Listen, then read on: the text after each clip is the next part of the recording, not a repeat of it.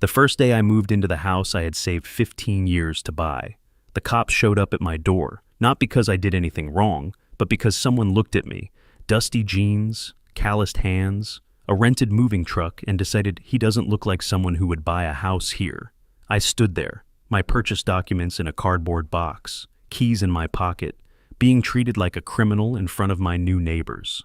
The woman who called the police stood at the end of the street, arms crossed, watching with a satisfied look on her face. Her name was Janet Sanders, HOA president. She didn't know that I wasn't going to leave. I was going to stay. I was going to dig. And what I found about her was enough to destroy everything she had built over 7 years. This is the story of how a Karen called the cops because I looked poor, and how I hired a private investigator to expose her past violations. I had dreamed about this day for 15 years. Every morning shift at the welding plant, every overtime hour, every weekend I skipped vacations and drove a 10-year-old truck instead of buying something new. It all led to this moment.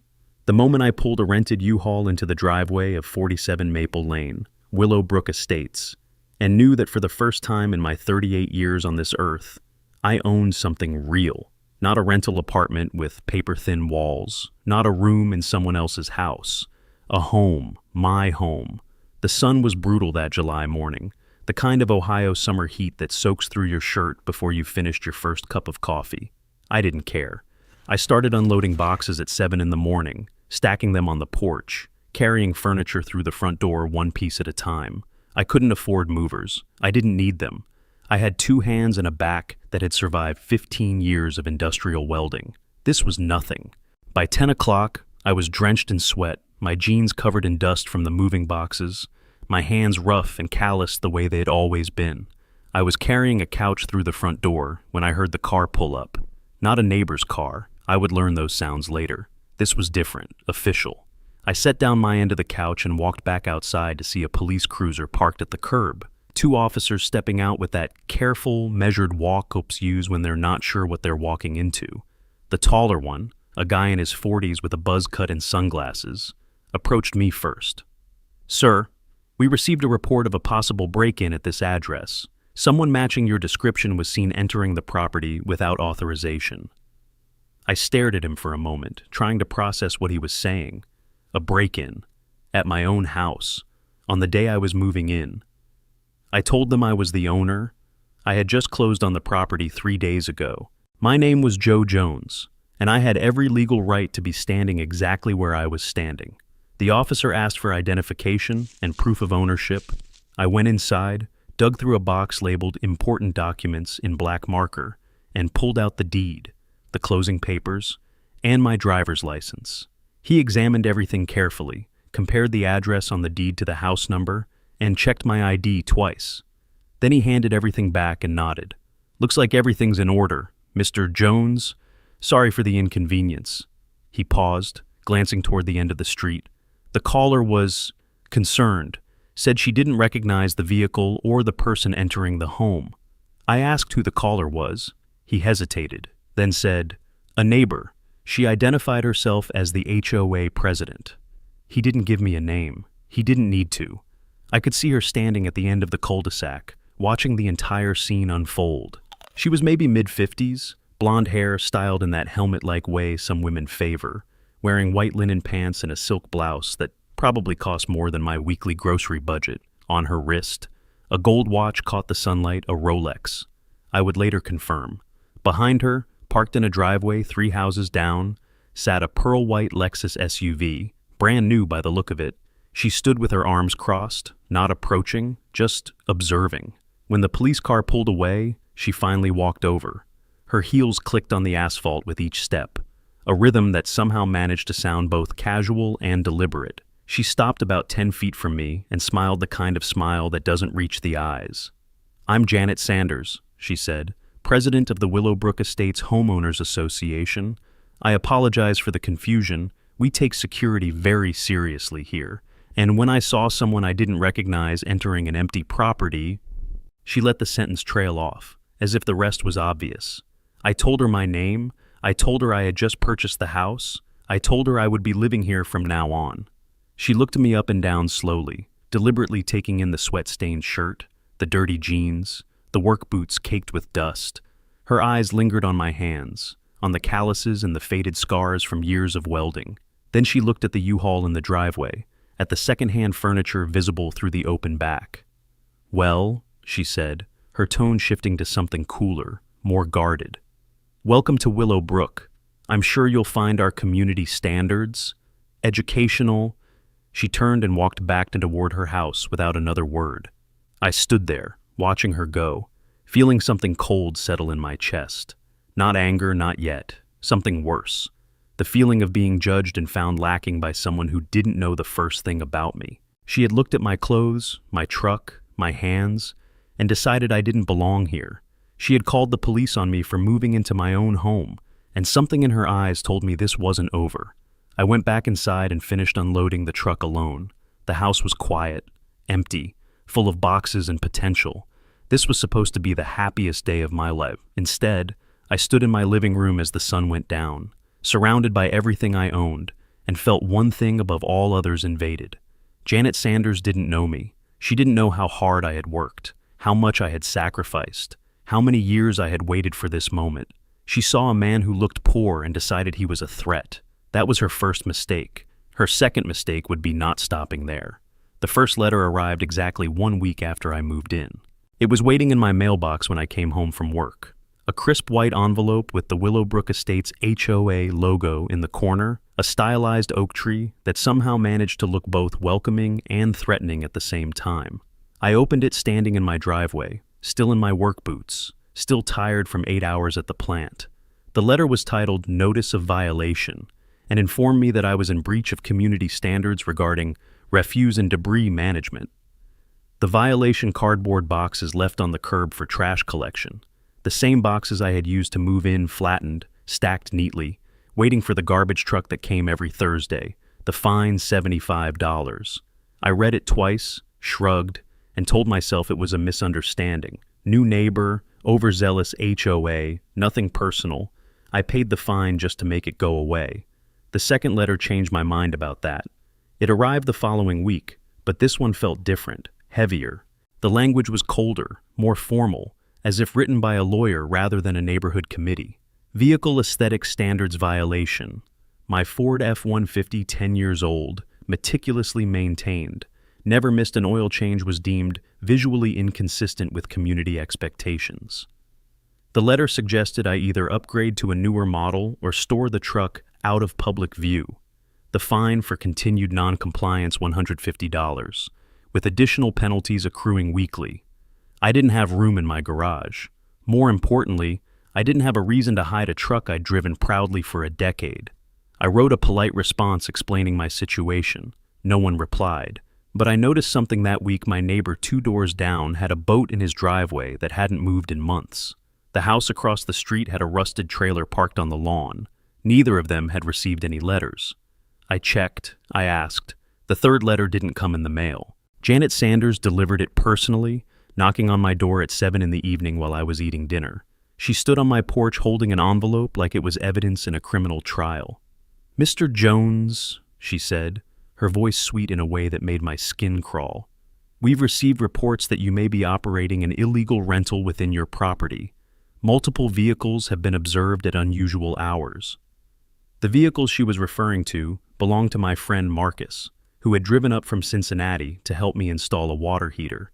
He stayed one night, slept on my couch, left the next morning. I explained this. Janet nodded slowly, her expression never changing. "I see. Well, we have to investigate all reports. Nothing personal." She handed me the envelope. Inside was a formal demand that I provide proof of sole occupancy within 14 days. Documentation, proving I wasn't running an illegal boarding house in the home I owned outright. She wanted utility bills, lease agreements I didn't have, and sworn statements from neighbors vouching for my character. It wasn't a request, it was an interrogation. I called my mother that night. She lived in Indiana, 4 hours away, in the same small house where I grew up. I didn't tell her everything, didn't want her to worry, but I mentioned the HOA was giving me trouble. She was quiet for a moment, then said, "Joe, you worked your whole life for that house. Don't let anyone make you feel like you don't deserve it." I told her I wouldn't. I told her everything was fine.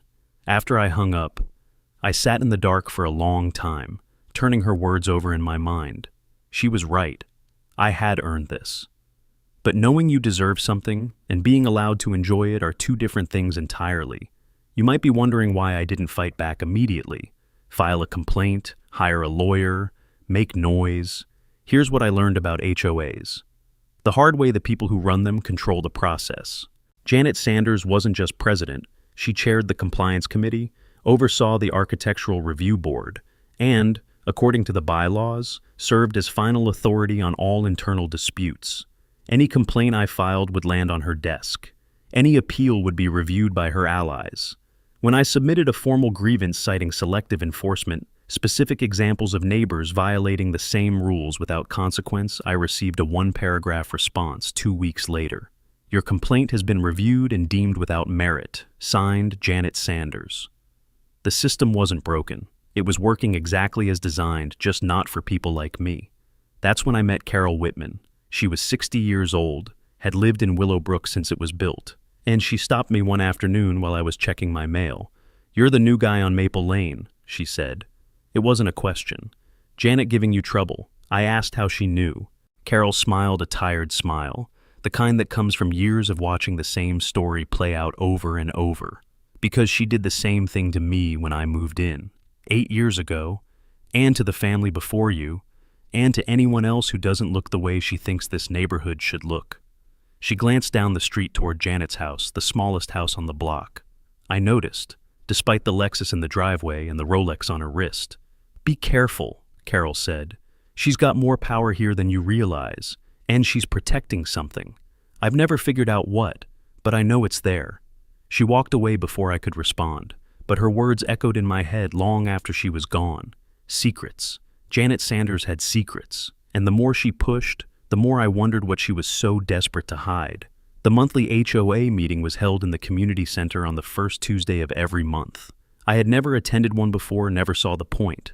But 3 weeks after the proof of occupancy demand, something shifted. Whispers in the grocery store parking lot, sideways glances from neighbors I had never spoken to. A mother was pulling her child closer as I walked past on my evening jog. I needed to know what was being said about me. So, I put on a clean shirt, grabbed the folder containing every document related to my home purchase, and drove to the community center. The parking lot was full. I had expected maybe a dozen people, retirees with nothing better to do, busybodies looking for drama. Instead, there were at least 60 residents packed into a room designed for 40, folding chairs arranged in tight rows facing a long table at the front. Janet Sanders sat in the center, flanked by 2 board members I didn't recognize. She was wearing a cream-colored blazer and pearl earrings, looking every bit the suburban queen holding court. The meeting started with the usual business budget updates, landscaping contracts, and a debate about whether to repaint the community pool fence. I sat in the back row, waiting, watching Janet work the room. She was good at this, charming when she needed to be, authoritative when it served her, always in control. Then came the community concerns portion of the agenda. Janet cleared her throat, adjusted her microphone, and began speaking in that measured, concerned tone politicians use when delivering bad news. As many of you know, we've had some concerns about security in our neighborhood recently. There have been reports of unfamiliar vehicles, unusual activity, and individuals who may not be who they claim to be. She paused, letting the words sink in. I want to assure everyone that your board is taking these matters seriously. We're exploring the possibility of a neighborhood watch program to help identify and report suspicious behavior. She didn't say my name. She didn't have to. Half the room turned to look at me. I felt my face flush. My hands tightened on the folder in my lap. Janet continued, her voice dripping with false concern. We've also received questions about whether certain properties in our community are being used appropriately, whether the individuals residing there are, in fact, the legal owners. Someone in the front row whispered to their neighbor. A few people nodded. Janet smiled. Of course, we can't make accusations without evidence, but I encourage everyone to remain vigilant. If you see something that doesn't seem right, report it. The meeting moved on, but I couldn't hear any of it. Blood was pounding in my ears. Janet Sanders had just implied, in front of 60 people, that I might be a criminal in my own home. She had painted a target on my back without ever speaking my name. The fallout was immediate. Over the next 2 weeks, neighbors who had waved politely now looked away when I passed. The family next door stopped letting their children play in the front yard when I was outside. Someone left an anonymous note in my mailbox: "We don't want trouble here. Maybe you should find somewhere more suitable." I read that note standing in my driveway and felt something harden inside my chest. More suitable. As if where I belonged was someone else's decision to make. I went to the next HOA meeting with a plan. When Janet opened the floor for questions, I stood up. "I'd like to address the community," I said. My voice was steady, but my heart was hammering. Janet's smile flickered. "Sir, this portion is for questions regarding agenda items, not personal." I kept talking. "My name is Joe Jones. I live at 47 Maple Lane. I purchased my home legally, with my own money, and I have every document to prove it." I held up my folder. "Anyone who wants to see my deed, my closing papers, my mortgage statements." A man in the second row interrupted. "Nobody asked for your life story, buddy." A few people laughed. Janet raised her hand for quiet, her expression a mask of patient concern. "Mr. Jones, we appreciate your enthusiasm, but perhaps this isn't the appropriate forum for—" I cut her off. "You made it appropriate when you implied I was a squatter in front of all these people. I'm setting the record straight. I am not a tenant. I am not an intruder. I am a homeowner." The room went silent. Someone in the back started recording on their phone. I saw the red light blinking. Janet saw it too. She forced a smile that didn't reach her eyes. "Thank you for sharing, Mr. Jones. Now, if we could return to the agenda." The meeting continued as if nothing had happened, but something had happened. I had fought back, and everyone in that room knew it. After the meeting ended, people filed out quickly, avoiding eye contact. I gathered my folder and headed for the door. Janet intercepted me in the hallway, her heels clicking sharply on the tile floor. She didn't raise her voice, didn't need to. Her tone was ice. "Mr. Jones, a word." I stopped. She stepped closer, lowering her voice so only I could hear. "That little performance in there, it changes nothing. You think waving papers around makes you one of us." She smiled, but her eyes were flat, cold. "I've been running this community for 7 years. I know everyone here, their families, their businesses, their secrets." She tilted her head slightly. "You've been here, what, 2 months? You have no idea what you're dealing with." I held her gaze. "Neither do you." For a moment, something flickered in her expression. Surprise, maybe, or the first hint of uncertainty. Then it was gone. She smoothed her blazer, turned on her heel, and walked away without another word. That night, a video appeared on the neighborhood's private online group. Someone had recorded my speech and posted it with the caption, "New homeowner gets defensive at meeting. Thoughts?" The comments were split. Some defended me. "He showed proof. What more do you want?" Others took Janet's side. "Why so aggressive if he has nothing to hide?" I read every comment, feeling the battle lines being drawn.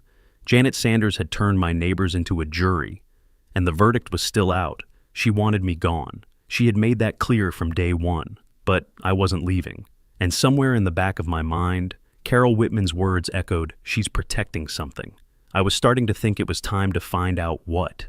I sat in my truck in the community center parking lot, engine off, hands still gripping the steering wheel. The streetlights cast pale yellow stripes across the windshield. I had defended myself. I had shown proof. I had stood up in front of 60 people and told the truth. And none of it mattered, because this was never about documents. It was never about whether I belonged. It was about whether people like Janet Sanders got to decide who belonged. And right now, sitting alone in the dark while my neighbors drove home to houses they'd never had to fight for, I didn't have an answer. I only had a question: how do you prove your worth to people who've already decided you have none? I found the graffiti on a Saturday morning. I had woken up early, planning to mow the lawn before the heat set in, and when I opened the garage door, I saw it, red spray paint, letters 2 feet tall, dripping slightly where the paint had run before drying. "Go back where you came from."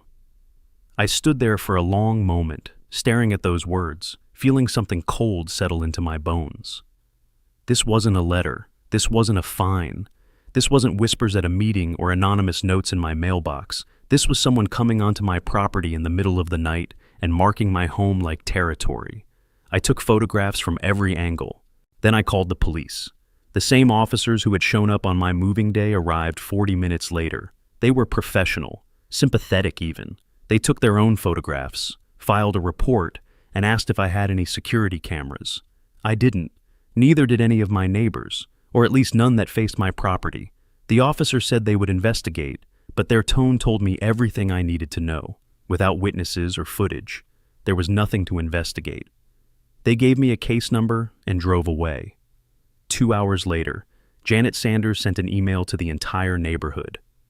We are aware of a vandalism incident on Maple Lane and are deeply concerned. The board is looking into the matter and encourages anyone with information to come forward. Not a word about who the victim was. Not a word suggesting I was anything other than the source of the trouble. I spent the next week trying every official channel I could think of. I called the Ohio Civil Rights Commission and explained the pattern of harassment, the selective enforcement, the public accusations, the vandalism. The woman on the phone was kind but direct. Mr. Jones, without concrete evidence that these actions were motivated by a protected characteristic, we can't open an investigation. Do you have documentation that this is racially motivated, economically motivated, anything in writing? I had nothing in writing. Janet Sanders was too smart for that. I called a civil rights attorney in Columbus, a guy whose name I found online. He listened to my story, asked a few questions, and then told me the truth. You might have a harassment case, but it would be expensive to pursue and hard to win. HOAs have broad discretion, and unless you can prove discriminatory intent, not just discriminatory effect, a judge will likely side with them.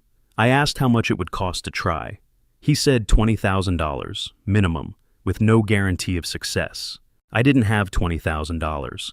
I had already spent most of my savings on the down payment. I even called the local newspaper. I thought maybe public attention would help, that a story about HOA abuse might generate some pressure. The reporter I spoke to seemed interested at first, but called back the next day to say her editor had passed. It's a civil dispute, she said apologetically.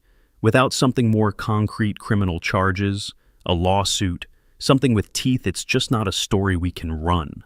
I hung up the phone and sat in my kitchen, looking at the folder full of documents I had accumulated over the past 3 months. Letters, fines, complaints, records of every interaction, every slight, every lie. None of it mattered. The system I had trusted to protect me didn't care about the truth. It cared about proof, and proof required resources I didn't have. That evening, Carol Whitman knocked on my door. She was holding a bottle of wine and wearing the same tired expression I had seen the first time we met. "Saw what happened to your garage," she said. "Figured you could use some company." I let her in. We sat at my kitchen table, and she poured 2 glasses of wine. And for the first time since I moved to Willow Brook, I told someone the whole story, not just the facts, the feelings, the exhaustion, the humiliation, the sense that I was fighting a war I couldn't win against an enemy who controlled all the rules. Carol listened without interrupting. When I finished, she was quiet for a moment. Then she said something that changed everything. Janet Sanders has been running this HOA for 7 years. In that time, she's driven out at least 4 families that I know of. People who didn't fit her image of what this neighborhood should look like. But here's what I've never understood. Carol leaned forward, lowering her voice. She lives in the smallest house on the block. Her ex-husband left her with nothing I know because she told everyone at the time. She declared bankruptcy in 2014, and yet somehow, 2 years later, she's driving a brand new Lexus and wearing a Rolex. She let that sink in. She's been the sole signatory on the HOA accounts for 7 years. No audits, no oversight. Every financial report goes through her and her alone. I asked what she was suggesting. Carol shrugged. "I'm not suggesting anything. I'm just saying that when someone spends that much energy keeping people out, sometimes it's because they don't want anyone looking in." The question hung in the air between us. Janet Sanders lived beyond her means. Janet Sanders controlled all the money. Janet Sanders had never been audited. Where was the money coming from? You might think hiring a private investigator sounds extreme. Maybe it is. But I had tried everything else. I had followed every rule, filed every complaint, and shown every document. None of it worked. The system protected people like Janet Sanders because people like Janet Sanders knew how to use it. If I wanted the truth, I would have to find it myself. Carol gave me a name before she left. Gerald Hines, former police detective, now working as a private investigator, specializing in financial fraud and civil disputes. He's not cheap, she warned, but he's good and he's honest. I called him the next morning. 3 days later, I was sitting in his office, signing a contract and handing over a check for $3,500. It was almost everything I had left in my emergency fund. Gerald looked at me across his desk, a heavy-set man in his 50s with tired eyes and a calm, methodical manner. "You understand this might not find anything," he said, "and even if it does, it might not be enough to help you." I told him I understood. I told him I was out of options. I told him that if Janet Sanders had secrets, I needed to know what they were. He nodded slowly. "Then let's find out." Gerald Hines worked fast. Within a week of signing the contract, he had already uncovered more about Janet Sanders than I had learned in 3 months of living next door to her. We met at a diner outside of town, his suggestion, somewhere we wouldn't run into anyone from Willow Brook. He spread a manila folder across the table between our coffee cups and walked me through what he had found. The picture that emerged was very different from the polished, pearl earring image Janet projected to the neighborhood. Janet Marie Sanders, Gerald began, reading from his notes, 54 years old, divorced in 2012, the same year she moved to Willow Brook. Her ex-husband got the house, the investments, and most of the assets. She walked away with almost nothing, about $15,000 in savings and a used Honda Accord. He flipped a page. In 2014, she filed for personal bankruptcy. Chapter 7. Total debts discharged $67,000. Credit cards, medical bills, and a personal loan she defaulted on. I asked how someone goes from bankruptcy to a Lexus and a Rolex in 2 years. Gerald smiled grimly. "That's exactly the question I've been asking." He pulled out another document, property records from the county assessor's office. Janet had refinanced her home 3 times since 2015. Each time, she had taken cash out. The total amount withdrawn over 5 years, approximately $180,000. "Refinancing isn't illegal," Gerald said, "but it does raise questions. Her house isn't worth much more now than when she bought it. She's leveraged to the hilt. And according to public records, her only declared income is a pension from her previous employer, about $28,000 a year." He let that sink in. $28,000 doesn't cover a Lexus payment, a Rolex, and 3 cash-out refinances. The math doesn't work. Unless there's another source of income, she's not declaring. The next piece of the puzzle came from the HOA's own records. I had requested financial statements 3 times since moving in, and each time Janet had refused, citing various procedural excuses. But Gerald had found something I hadn't: a partial financial report from 2019, still accessible on an archived version of the HOA's old website. The numbers were incomplete, but that one thing stood out immediately. In 2019, Willowbrook Estates collected $147,000 in dues and special assessments. According to the same report, total expenditures were $89,000. The difference, $58,000, was listed under reserve fund allocation, but there was no documentation of where that money went, no receipts, no contractor invoices, no explanation of any kind. Here's something most people don't know about HOAs. Under Ohio law, board members have what's called a fiduciary duty to the community.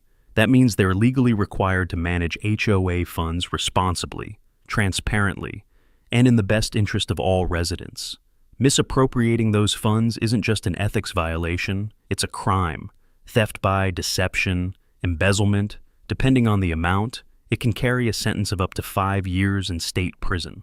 $58,000 in 1 year alone was more than enough to qualify.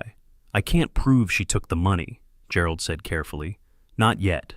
What I have are indicators, red flags, patterns that suggest something is wrong. To prove actual theft, we'd need access to the full financial records, bank statements, canceled checks, vendor contracts." He closed the folder and looked at me. "The good news is, you have a legal right to demand an independent audit. Every HOA member does. If Janet refuses, that refusal becomes evidence of concealment. If she agrees, the audit will either clear her or bury her." You might be wondering why I didn't just go to the police with what Gerald had found. The answer is simple. We didn't have enough. Suspicion isn't evidence. Red flags aren't proof. If I walked into a police station with a folder full of circumstantial connections, they would thank me politely and file it away somewhere it would never be seen again. I had already learned that lesson with the vandalism. The system doesn't act on hunches. It acts on documentation. And to get documentation, we needed Janet to make a move. Gerald had one more piece of information. He had tracked down a former board member named David Hartley, who had served as treasurer for 2 years before abruptly resigning in 2021. David now lived in a suburb of Cleveland, and he had agreed to speak with Gerald on the condition of anonymity. He told me he resigned because Janet refused to let him see the books, Gerald said. Every time he asked for access to the bank statements, she had an excuse. The accounts were being reconciled, the records were with the accountant, the software was being updated. After 2 years of stonewalling, he gave up. David had agreed to provide a written statement if needed, and to testify if the case ever went to court. The plan came together over the following week. The HOA's annual meeting was scheduled for 3 weeks, out a bigger event than the monthly meetings, with elections, budget presentations, and mandatory attendance for board members. Gerald and I agreed on a strategy. I would attend the meeting and formally propose an independent audit of all HOA finances for the past 5 years. Under the bylaws, any member could make such a proposal, and it would require a simple majority vote to pass. If Janet opposed the audit, she would look like she had something to hide. If she agreed, the auditors would find exactly what Gerald suspected. Either way, she would be forced to act, and action creates evidence. I spent the next 3 weeks preparing. I wrote a formal proposal citing the relevant sections of Ohio HOA law. I gathered supporters quietly: Carol Whitman, 2 other residents who had privately complained about Janet's management, and a retired accountant named Martin who lived on the far end of the neighborhood and had always been skeptical of the financial reports. We met at Carol's house, away from prying eyes, and I explained what Gerald had found without revealing his name or the full extent of the investigation. By the end of the meeting, I had 5 residents committed to voting yes on the audit proposal. I needed at least 30 to pass. But I also knew something else once the question was raised publicly. Once people heard the numbers out loud, the pressure would build on its own. Janet Sanders had survived this long because no one had ever asked the right questions in the right setting. That was about to change. The night before the annual meeting, I couldn't sleep. I lay in bed, staring at the ceiling, running through every possible outcome. Janet could attack me personally. She could try to shut down the discussion. She could have allies ready to shout me down or call for my removal from the meeting. I had no idea what to expect. All I knew was that I had spent 15 years saving for this house, 3 months fighting for my right to live in it, and $3,500 on a private investigator who had found exactly what I suspected. Tomorrow, one way or another, the truth would come out. 3 weeks of preparation, 5 allies, 1 chance. I stood at my kitchen window, looking out at the street where Janet Sanders had called the cops on me for the crime of moving into my own home. The same street where someone had spray-painted hatred on my garage. The same street where neighbors crossed to the other side to avoid walking past me. Tomorrow, I will stand in front of those people and ask them to choose. Not between me and Janet, between truth and comfort, between accountability and looking the other way. I wasn't naive. I knew most people would choose comfort. They always do. But some wouldn't. And sometimes, some is enough. The letter arrived 5 days before the annual meeting. Certified mail, return receipt requested, from a law firm in downtown Columbus I had never heard of. The envelope was thick, expensive paper, the kind that announces itself as serious before you even open it. I stood in my driveway, turning it over in my hands, already knowing it wasn't good news.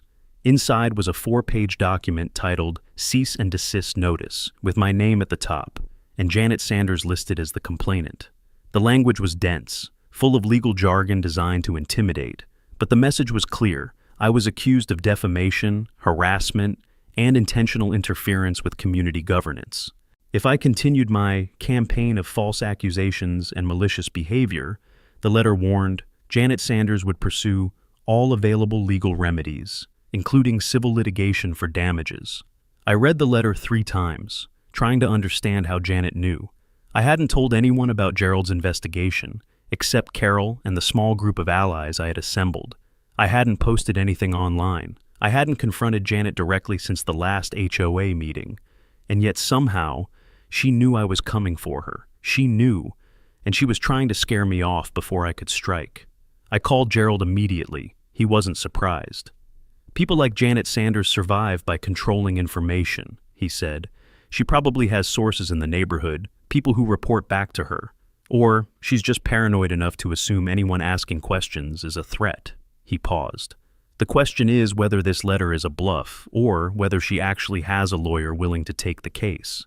Gerald did some digging and called me back 2 hours later. The law firm was real, but small, a two-partner operation that handled mostly contract disputes and real estate closings, not the kind of firm that litigates complex defamation cases.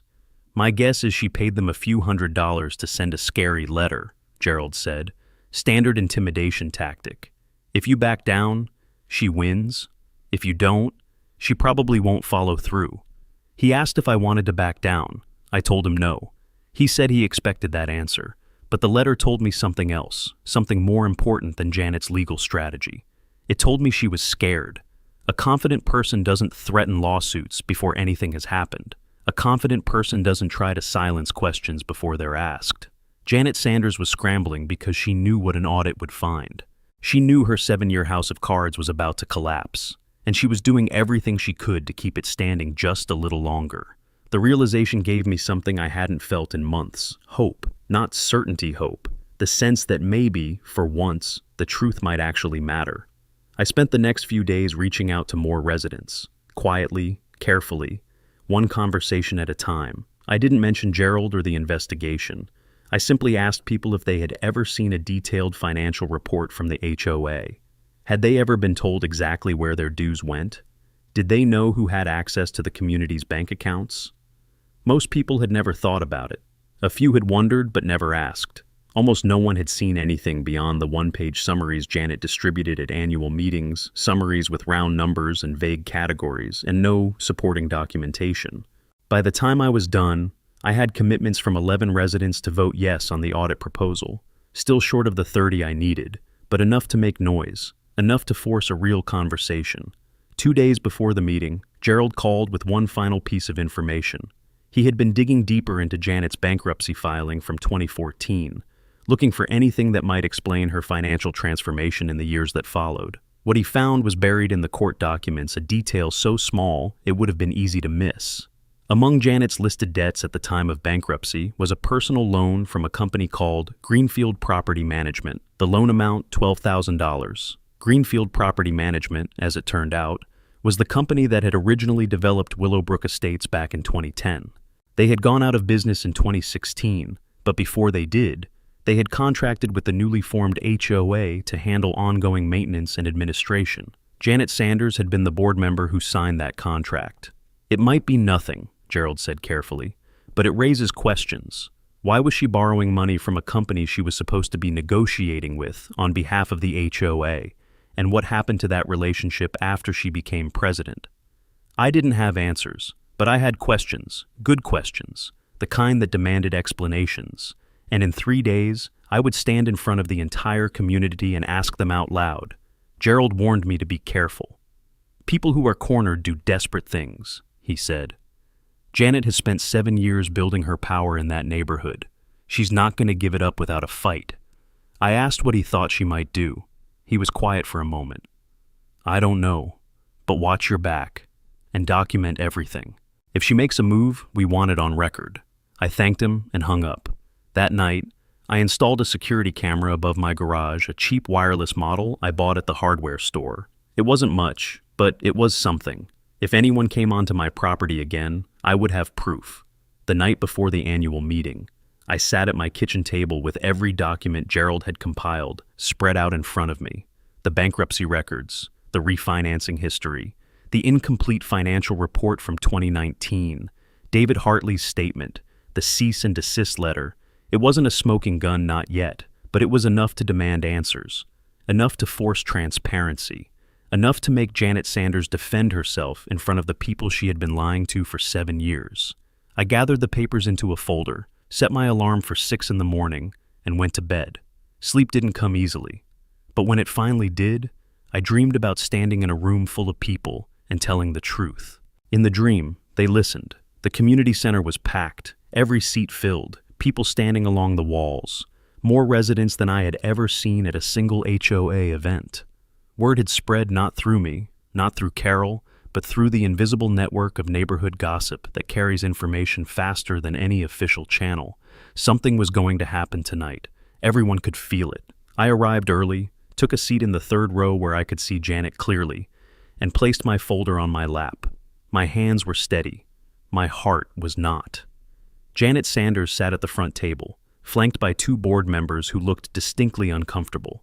She was wearing her usual armor cream blazer, pearl earrings, perfectly styled hair, but something was different tonight. Her smile seemed tighter. Her eyes kept scanning the room, cataloging faces, calculating threats.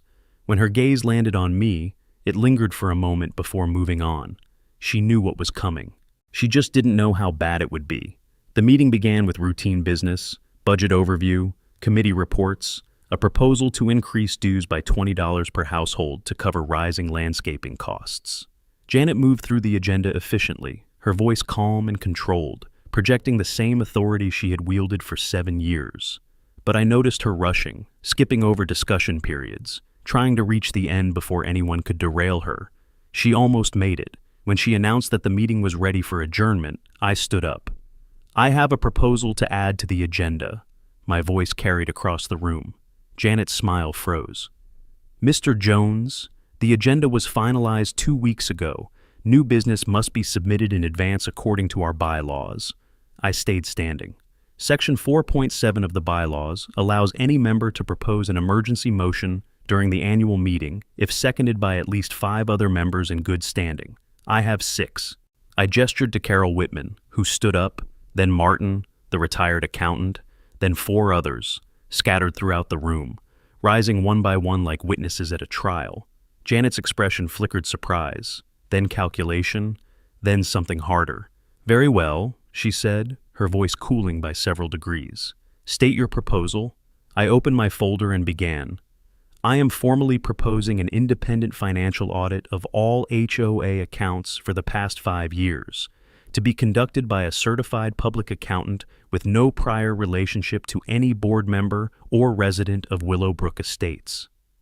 A murmur rippled through the crowd. Janet raised her hand for silence. "Mr. Jones, the HOA's finances are reviewed annually by our treasurer and reported to the community at this meeting. An outside audit would be expensive and unnecessary." I had expected this objection. According to the 2019 financial summary, the only detailed report available on the HOA's archived website, this community collected $147,000 in that year alone. Reported expenditures were $89,000. That leaves $58,000 unaccounted for. The murmur grew louder. Janet's face tightened.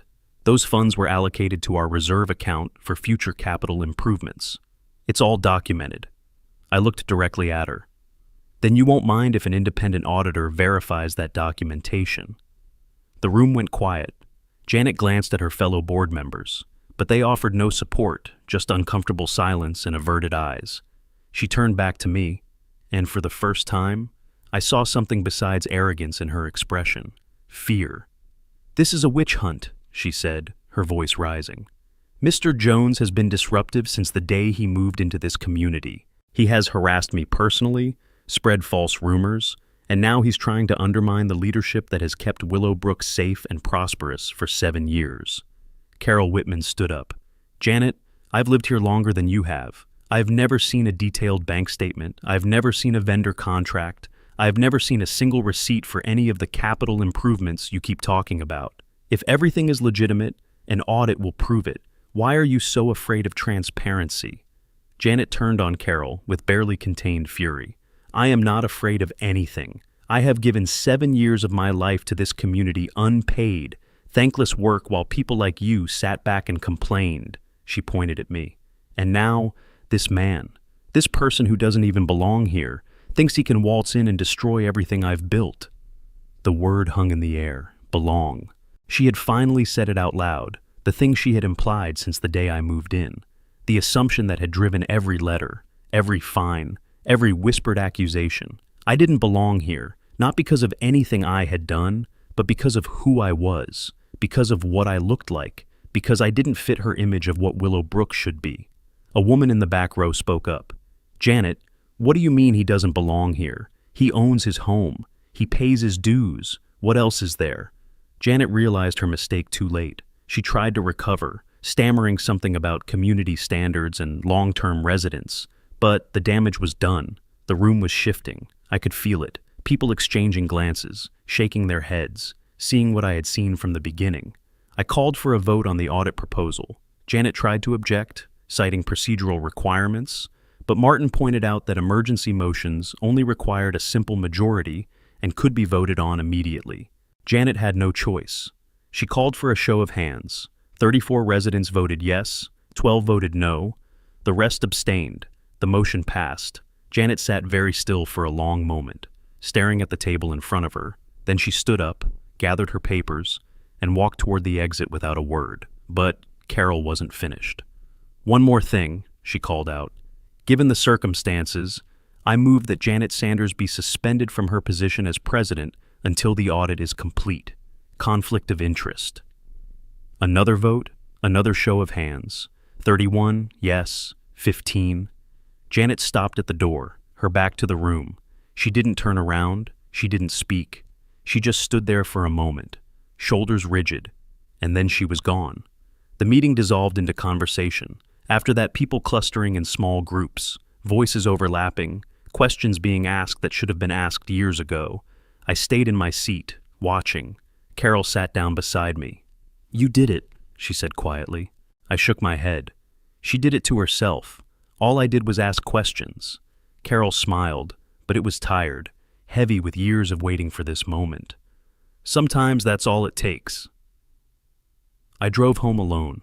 The streets were quiet, the houses dark except for porch lights glowing softly in the October night. When I pulled into my driveway, I sat in the truck for a long time, engine off, staring at the garage door. The spray paint was gone now. I had repainted it myself 2 weeks ago, but I could still see the ghost of those words if I looked hard enough. "Go back where you came from."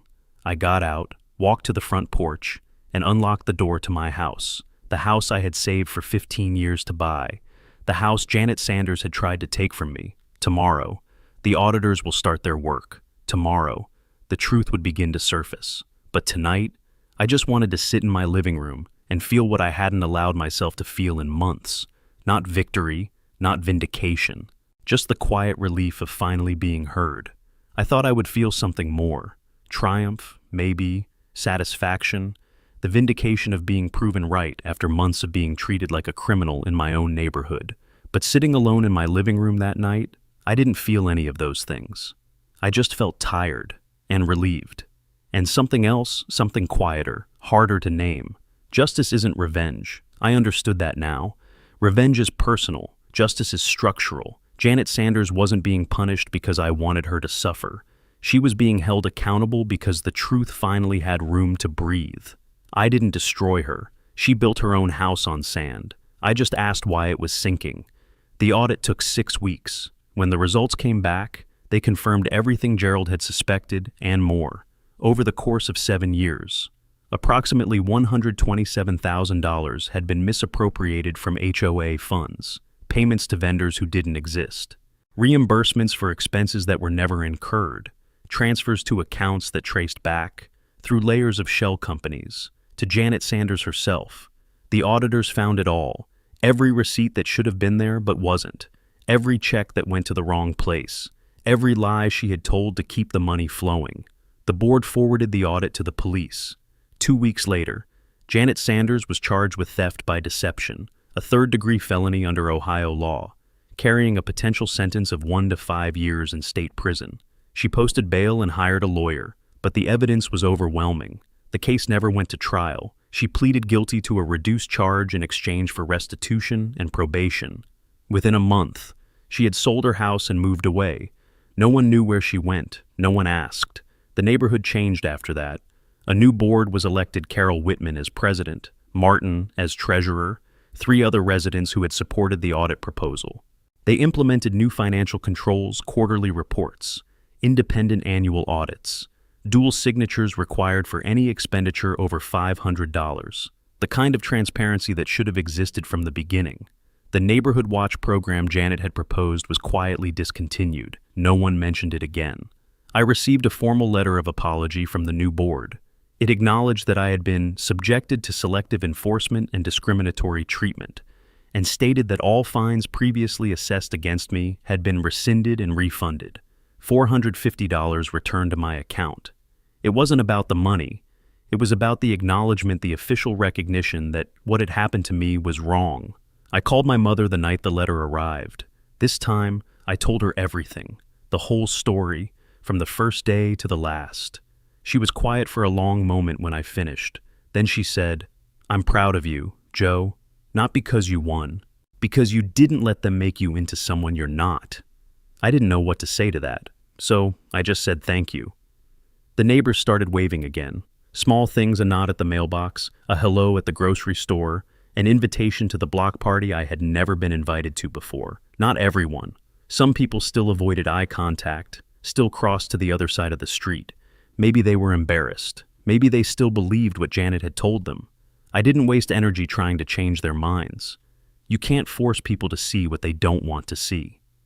On a Saturday morning in late November, I woke up early and walked out to my driveway. The air was cold, the sky gray with the promise of winter. I looked at my house, the house I had saved 15 years to buy, the house I had fought 3 months to keep. It looked the same as it always had, but it felt different now. It felt like mine.